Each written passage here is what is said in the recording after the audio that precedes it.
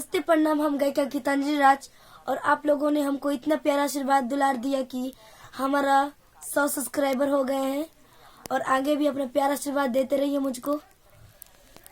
हाँ, जिंदगी की तलाश में हम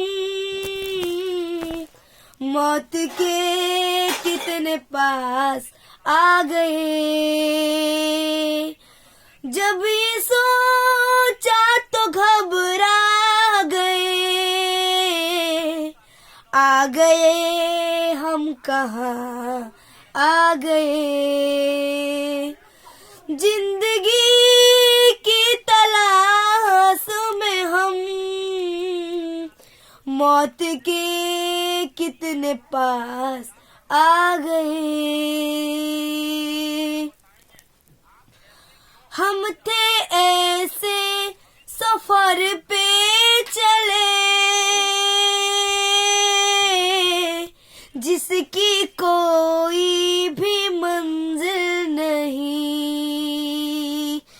हमने सारी उम्र जो किया उसकी कोई भी हासिल नहीं, उसकी कोई भी हासिल नहीं। एक खुशी की तलाश में थे,